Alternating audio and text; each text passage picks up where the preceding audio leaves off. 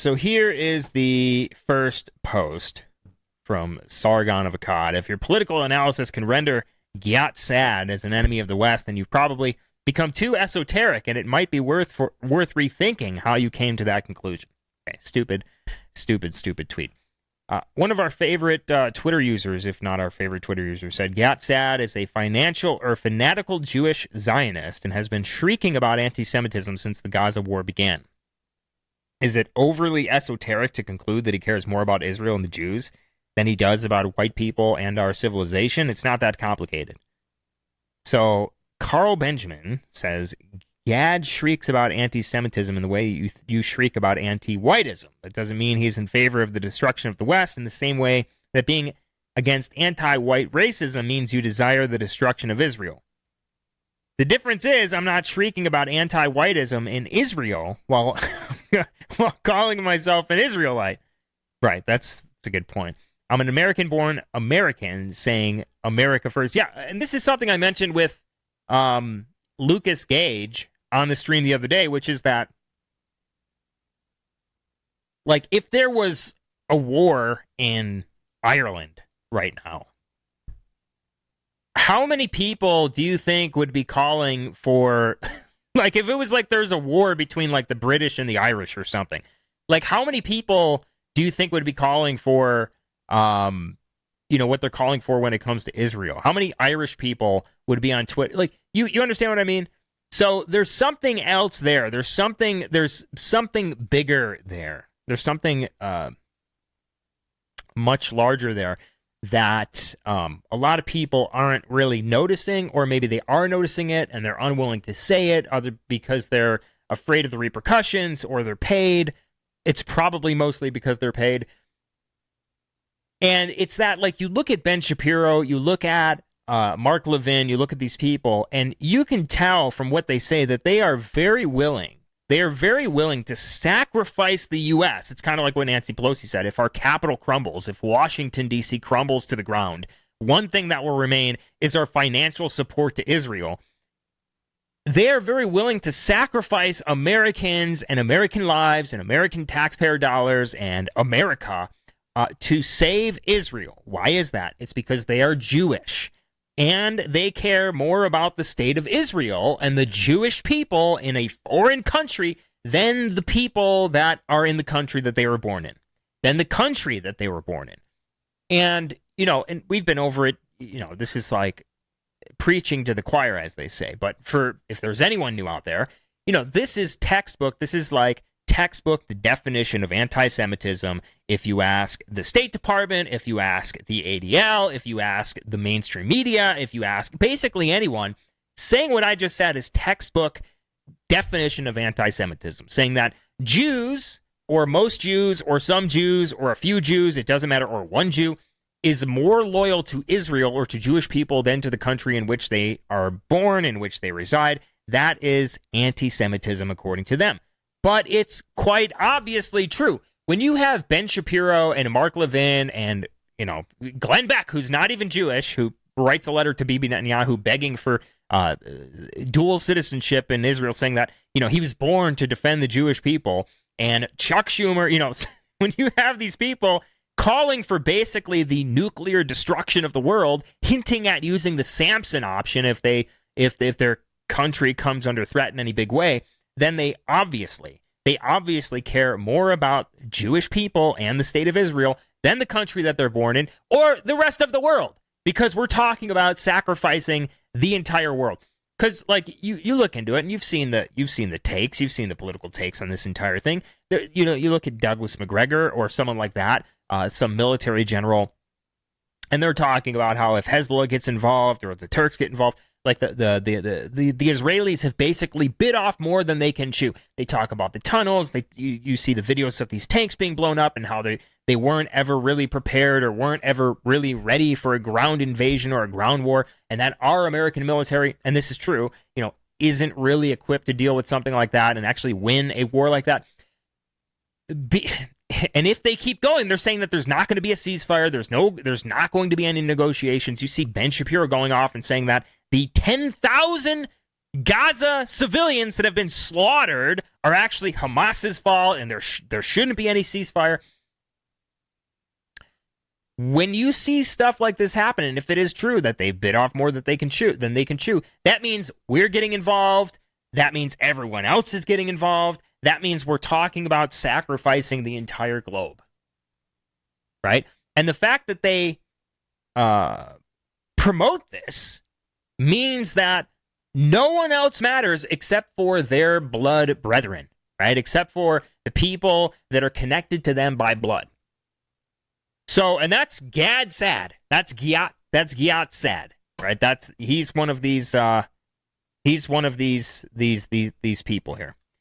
Yes, Giat Sad, the white rednecks are Jew haters. I care more about Israel than white people. Guy is my political opposition. Zionists don't care about the West unless it supports Israel. If it didn't, Zionist Jews would be calling for Europe and America to be destroyed, which is literally exactly what they're doing. This is exactly what they're doing. And that's what people have to understand. And we kind of already went through this with like Ukraine and Russia, where a lot of these people, like a lot of the boomers, woke up to it and they were like, well, hold on a second here. Hold on a second here. Maybe we should slow down on this. Maybe we shouldn't like be raising our Ukrainian flags anymore, hanging them outside of our house. And then they're right back to it, and in a bigger way than ever before. And there's like a stranglehold over that generation for sure when it comes to this. And I don't know how easily that stranglehold will be broken. But think about it this way.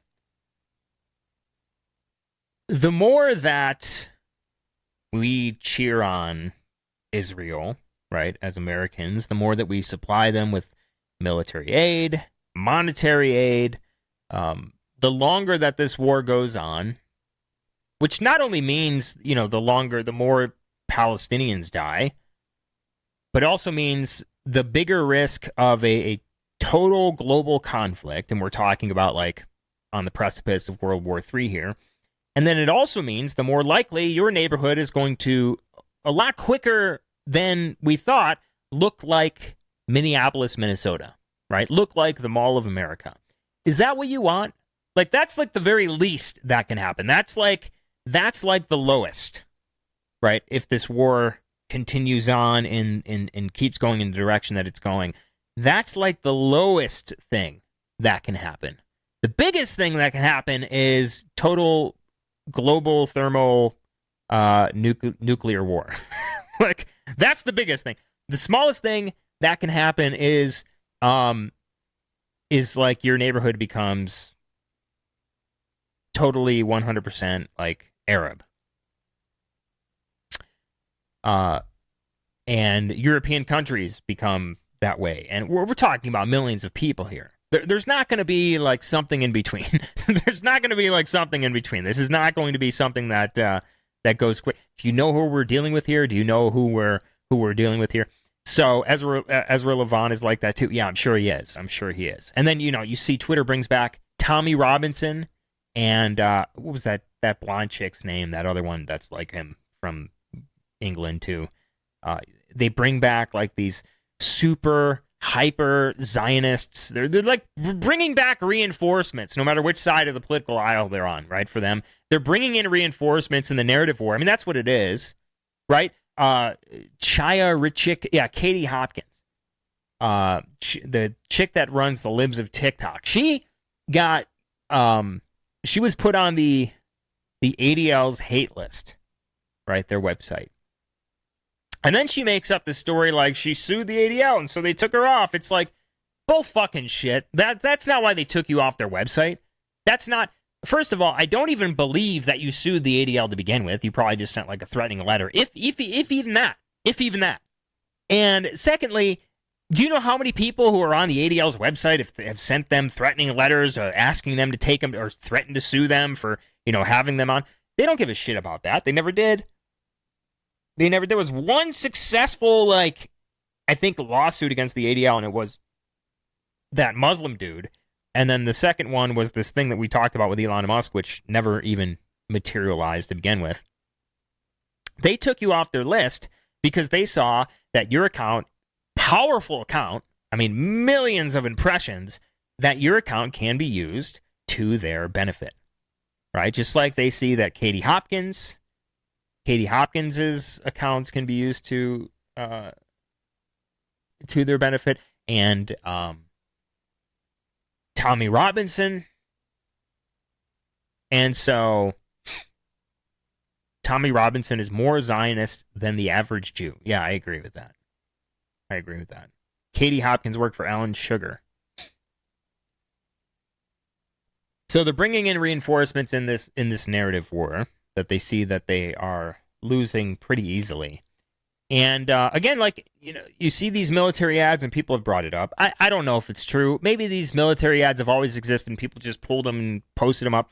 I have seen the military ads that are very, like, diverse and woke or whatever. I still see military ads like that. It does seem to be the case that a lot of the ones that I've seen posted recently are all white men, lack diversity, lack this, like, diverse corporate SJW language. And it seems to be the case that, America could get very, very, very involved, way more involved than they already are in this war. So we'll see what happens there. But again, just going back to the whole Giat Sad thing and Carl Benjamin thing, yes, those people, Giat Sad and Ben Shapiro and Mark Levin and Ezra Levant and these people, Dave Rubin, they very much so care more about the people of Israel that are connected to them by blood than to the countries in which they were born and in which they live. Viva Frey, is another guy, right? Viva Frey. And these are the people that go viral on YouTube, go viral on Rumble, get their channels and their accounts promoted and everything else. So there was a very funny clip here. This is actually, I watched this yesterday. This is actually pretty funny. Let's watch this together here. This is Carl Benjamin complaining about Nick Fuentes here. I think a lot of them are secretly quite jealous of Israel, actually. Jealous. Oh, yeah. And there are... Yeah, we're fucking jealous of a city in a desert. A city in a desert that, has, you hear explosions all the time, and that has checkpoints every 10 meters. And, you get to eat fucking, I don't even know what they eat. Like, is it the same as Arabs? Like, naan bread? Like, that's your, yeah, fucking, we're so jealous of that country. We're jealous of their allowed and encouraged nationalism is throughout the globe is maybe what we're jealous of. It's very hard to trace actual, like, anti-Semitic rhetoric. They come across as very anti-Semitic. They obviously are anti-Semitic. They obviously are. Yeah. I mean, Fuentes has not, at least from what I've heard, adopted an explicitly anti-Semitic position, unless... Well, there's a famous clip of him asking about 6 million cookies being baked in 30 ovens or something. You see, when I heard that... How is that anti-Semitic? Like, how is that anti-Semitic? Like, again, like, imagine if we were in when that happened, right? Well, they say it happened. They say it started in 1933. If you Google it and you ask, the Google machine, if you search it up and you say, when did the Holocaust start? It'll say 1933. So let's just say that that's true. Let's say we're in 1933. Imagine if we had Twitter. Okay? Imagine if we had Twitter. Imagine if we had community notes. And imagine there was none of this, like, well, you can't question anything that Israel says, otherwise you're anti-Semitic. Imagine it was more like Ukraine and Russia, where people were calling out the ghost of Kiev and people were calling out all this bullshit, or like with Syria. I mean, because that's what it was like. Like, the average person, the average worldview of the average person back then, the average American back then, their worldview was closer to the worldview of Adolf Hitler than it was to the worldview of Joe Biden. Okay, that's a fact. That's true. You can look into this for yourself. You can look it up. Like, especially when it came to, like, Jewish... I mean, we had laws in this country that explicitly prohibited Eastern European Jews from immigrating. The Walter McCarran Act, like, acts like this, explicitly prohibited European Jews, Eastern European Jews, from immigrating here because we were afraid of communism. Jews and communism were synonymous in 1950s America. Okay, so Imagine a scenario like that. Imagine a scenario where we're in 1933. There's a community notes on Twitter. There's a Twitter. Elon Musk exists. And you see things like we saw a Twitter post about they put a baby in an oven and then they raped his mom on top of the stove. Like that was an actual claim that went viral on Twitter. Imagine they were saying it was that, but it was like they're making people into soap. They're making people into lampshades. They're disguising the showers. Like you understand what you understand what I'm talking about here? Carl Benjamin would be one of the first people to be like, now hold on a minute. Lampshades, really? Like, no, hold on a minute. Soap? Bath bombs, really? Like they're making them into bath bombs? Do you really think that this is... There's no way that they're making they're turning dead Jewish babies into bath bombs. There's no way. There's no way that they're actually turning dead Jewish children into essential oils for your air humidifier or whatever those things are called. So how is saying that, like, how is questioning authority, how is questioning these like atrocity propaganda narratives, how is that anti-Semitic? Because there's the one group that you can't criticize, right? It's like it's that Don Jr. tweet that aged nicely. Let me see if we can find it here. I think we have it up here that he attributed to Voltaire. To find out who rules over you, simply find out who you're not allowed to criticize. This is back in 2013. That aged very nicely. Let's get back to this video here. Yeah, you see, the penny didn't quite drop with me at that point. So I didn't realise what that's... Embarrassingly, I actually forgot what that 6 million was referring to. Now, of course, I know exactly what you're talking about. They You forgot? They have adopted... How could you forget? The alt-right perspective on Jews and Israel. The part that made me kind of turn my back to finding this amusing was when he was filmed playing like GTA 5 or something like that. And of course, it has Jewish characters in it. Right. And as soon as he saw one, he shot it. He shot it. He shot it. Hold on a second. That was a funny clip. Who's got the clip? How are you gonna say that you're like that wasn't funny? Like you're gay if you think that wasn't funny. That was fucking hilarious. Who's got the clip? Post it in the live chat. Who's got the clip? You're gay. Like I can see a woman saying that. Oh my gosh, he played GTA, and the moment that he saw a Jew, he shot it. He shot it. He shot it. How? When you see the clip, it's funny. It's hilarious. It's like one of the funniest things that you've ever seen. He calls him Ben Shapiro, and he basically talks about the fact that Ben Shapiro wouldn't debate him, and instead of like debating him, he like talked about him during like the speech at some university at some college or something. That's a funny funny clip. Where are we at in this clip? We're at 58. Let's see if we can find it. Nick Fuentes, GTA.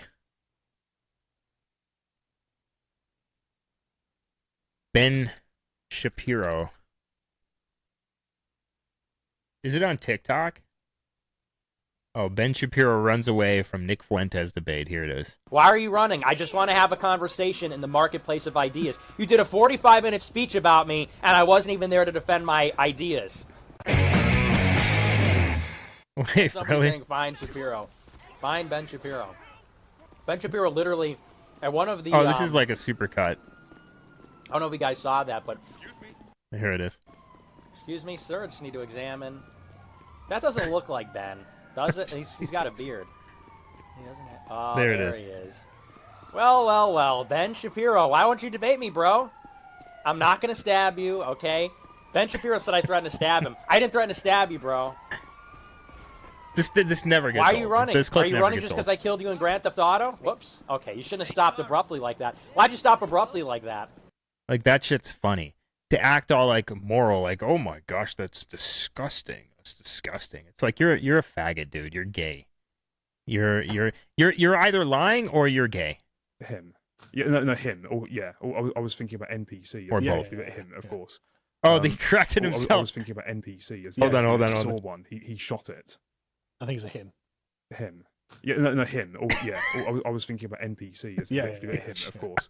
And I have a tendency to anthropomorphize NPCs. yeah, I should probably do the same, because that would have been interpreted as very bad by some people with certain You're going to get in trouble for calling a Jew an it. That, but yeah, they're definitely anti-Semitic. They're definitely anti-Semitic, and he of course didn't exactly apologize or put it in its context, or in any context that could explain why he did that. Well, he did it because he doesn't like Jews. Yes, and he continued to bully Ben Shapiro with this. Yes. Which one, the GTA version of Ben Shapiro, or the actual Ben Shapiro? They view Jews as being the masters of America, and Israel as being essentially the foreign owners of the United States. That's okay. It's like, come on, man. It's like, come on, dude. Like, every single... Really? Like, you have Nikki Haley saying Israel gets whatever it wants whenever it needs it, no questions asked. You have Democrats and Republicans both saying this. You have Nancy Pelosi saying even if Washington, D.C. is completely destroyed by a nuke, one thing that will remain is our money going to Israel. You have Chuck Schumer saying that, he's the guardian of Israel and talks. And then every single time we bend over, it doesn't matter what they do. They can attack U.S. sailors. They can blow up American military installations and blame it on one of their enemies like Egypt. They can steal our uranium from America to build their nuclear arsenal. They can, some say they were involved in the planning of 9/11 with the art students and the bee thing and the dancing Israelis and all of that. They can do whatever they want. And it doesn't matter. They can make the Middle East more unstable than ever before, which they have done with these wars. And America has to respond with a carrot rather than a stick every single time. You can't say anything about that government, let alone, those people, let alone the government of those people. Otherwise, your entire life and livelihood is destroyed. You look at what happened to Ye, for instance. And you're not going, and then you're going to still deny that there's something about that there's something very strange, something very weird about that. Speaking of which, we just posted this up on our website recently, and it's about Rashida Tlaib. She's getting censured right now by the House of Representatives for criticizing the state of Israel. What she said wasn't even that bad. And she's getting censured. A vote of 234 in favor of censuring her. Dozens of Democrats in favor of censuring Rashida Tlaib for what she said about Israel, about the Israeli government. And she responded to this. She said that it's important to separate people and governments. No government is beyond criticism. The idea that criticizing the government of Israel is anti-Semitic sets a very dangerous precedent, and it's being used to silence diverse voices speaking up for human rights across our nation, she said, which is true. Now, when she says it's important to separate people and government, she's saying, well, I'm not talking about Jewish people. I don't want to seem anti-Semitic. It doesn't matter what she says to try to fix that. It doesn't matter. They're going to call her anti-Semitic. They're going to censure her. They're going to respond with, she's going to face repercussions immediately. We've seen it over and over and over again. Now, when it comes to white people, you don't have to separate, white people in government or power, white people from the government or power sources or certain white people or certain groups of white people. It doesn't matter. You don't have to do that when it comes to white people. And so where were all the Republicans and even Democrats when it came to the things that she has said about white people, right? Of course, she's repeated the line that a lot of other people have repeated, that, white people have privilege simply because they're white. This is something even Mike Johnson, our new Speaker of the House, said. He said that his adopted black son had a tougher time in life simply because of the color of his skin. Now, we later found out that it was actually because his black son that was adopted was a multi-time felon and committed and has mugshots dating back to 2002, even after the family adopted it, and still to this day, from what I understand, he's got some like legal troubles. She said that no problems, right? No problems. She blamed the Jewish kosher grocery store shooting on white supremacy when that happened back in 2019, before it was discovered that it was actually a black couple. I think it was a black couple that shot up the grocery store. Imagine if she used the term Jewish supremacy. Imagine if she said that. She would be not only censured, but she would be completely kicked out of Congress, and she would never be able to get a job anywhere ever again. Ilhan Omar, another person who has claimed that white men are the cause of most death in the country, and that white men should be surveilled and should be tracked. I mean, you can watch the clips for yourself. You guys know what I'm talking about. No calls for censuring her by the Republican Party, right? Not one. Not one single call to censure a Democrat for what they have said about white people. The exact moment that they say anything about Israel or Jews, especially if they just like say Jews instead of like Israel or Israeli government or Bibi Netanyahu, we're going to do whatever we can to make sure that they're punished, right? And it's not just in government. This isn't just happening in government. This is happening in the media, across the media, across basically every single institution throughout society. We've been over stories with Nick Cannon and how he said white people are animals, or Monroe Bergdorf, or Rick Sanchez of CNN, Mark Lamont Hill of CNN. They were fired for what they said about Israel. They were fired for what they said about Jewish people. Basically, pretty much immediately. Mark Lamont Hill, you could just go on Twitter right now and search what he said about white people, and you're going to find a whole ton of shit of, him saying shit about white people.